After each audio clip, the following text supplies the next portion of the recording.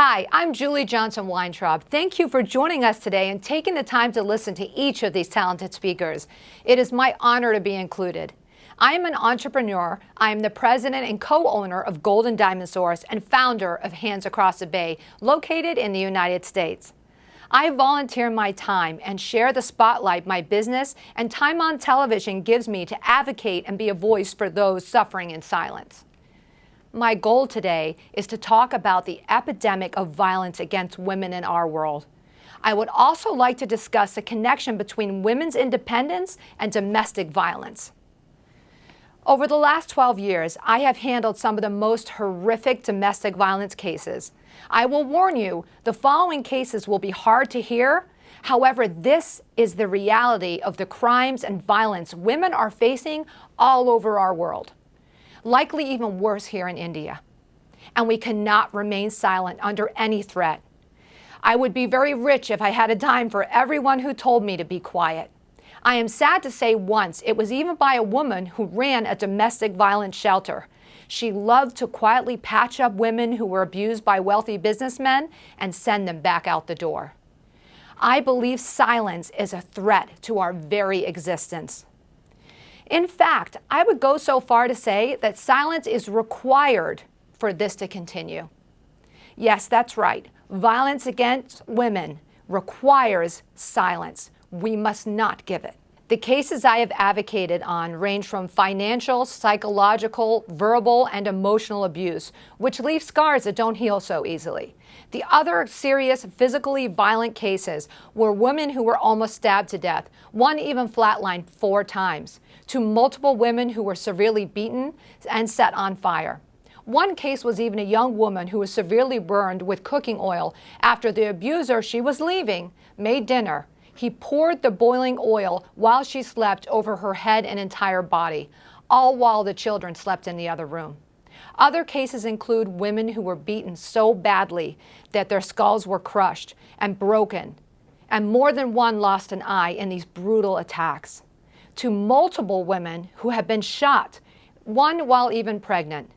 They were shot in the head and the body and left for dead, just for trying to leave the abusive, violent men they were with. Fortunately, some have miraculously lived to thrive and not be silenced. In fact, when someone tells you to be quiet and don't tell anyone, tell everyone. As soon as you think you have heard the worst, there was one mother that was ambushed and shot in the head while waiting in the car to take her children to the library. She did as everyone says to do and separated from her abusive husband. He hid in the car and shot her. She was still alive but could not move, only see. She had to watch helplessly as her abusive husband chased down their 2 young children and shot them both to death and then shot himself. All of these cases on their own are so much to even process. However, I must share these stories and this horrific violence that is happening in our world daily. The next case is the most gruesome case and trial I have ever advocated for and deemed the worst case a prosecutor said he had seen in his 35 years. It was called the Mother's Day Massacre. It involved a single mother who met someone she thought was a nice man on a dating site. She loved animals, her family, her kids, as many women do, especially empaths, who wanted to help and see the best in others. She may have missed or overlooked some of the red flags, thinking she could fix or help him. Maybe he just had a bad childhood.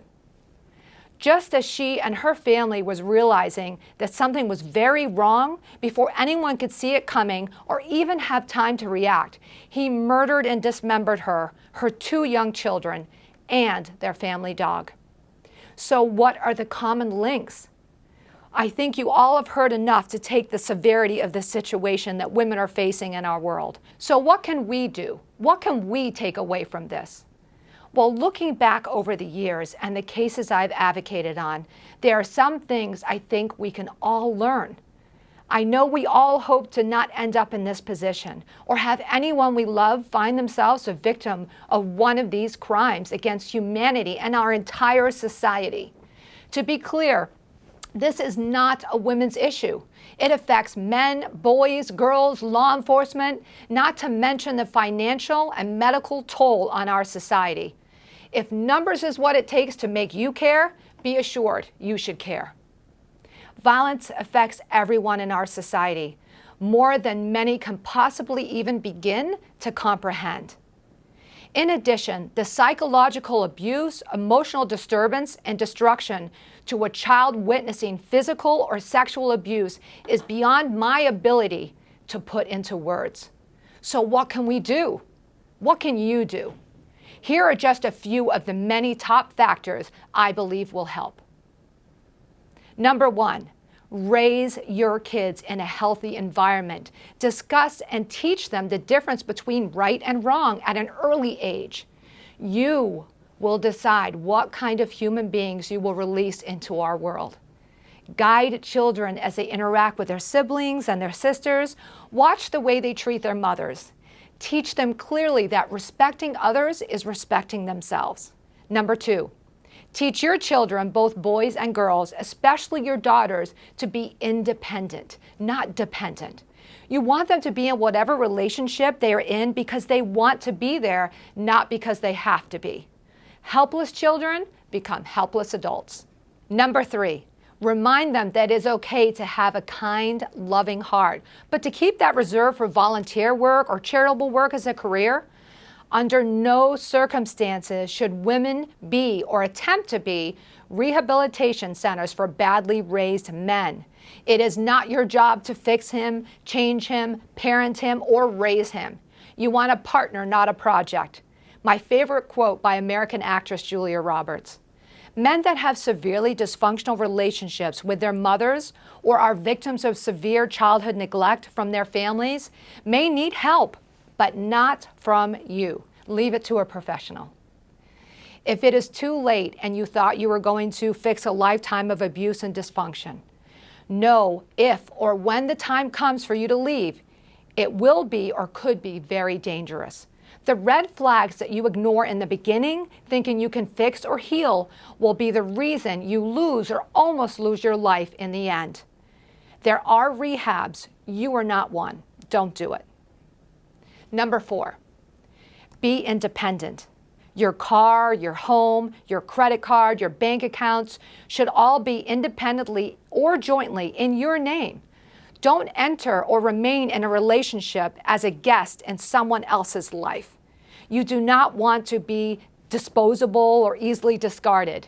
You do not want to be forced to stay because you have nowhere else to go. Value yourself. Good choices equals a good life. Bad choices equal a bad life. Choose wisely. Be a confident, independent, loving partner for your mate, as you would hope for them to be for you. Number 5, jealousy. It's a deadly emotion. You don't want to feel it, and you don't want your partner to feel it. Do what you can to keep your relationship healthy and secure. It won't make them love you anymore. It will make them love themselves less and behave in an unhealthy, dangerous way. Men or partners who easily become jealous all the time, it's a red flag. Get out.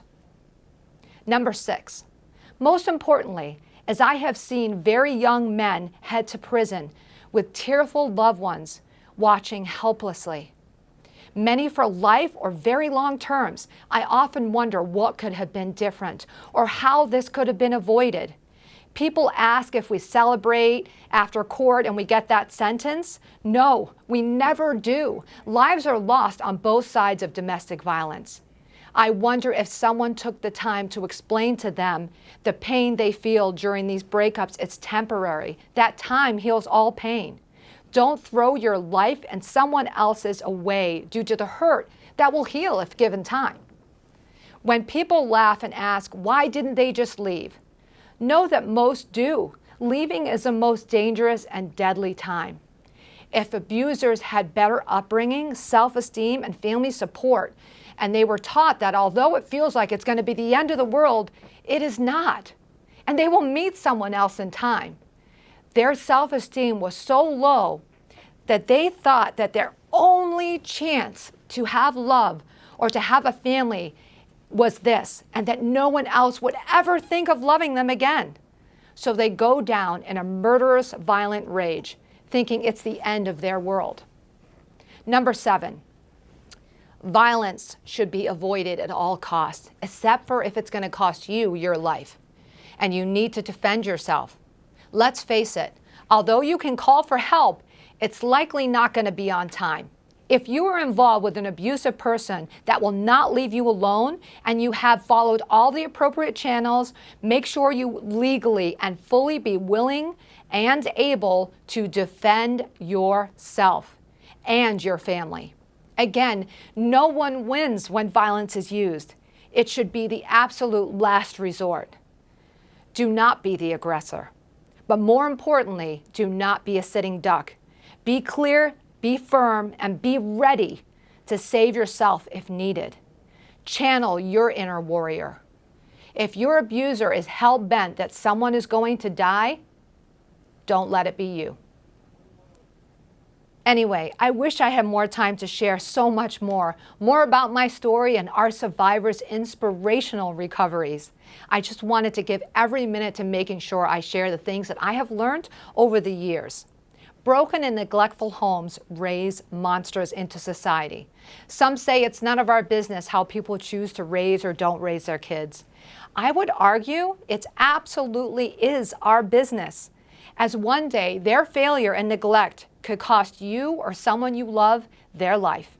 Thank you for including me in your conference. My organization is Julie Weintraub's Hands Across the Bay.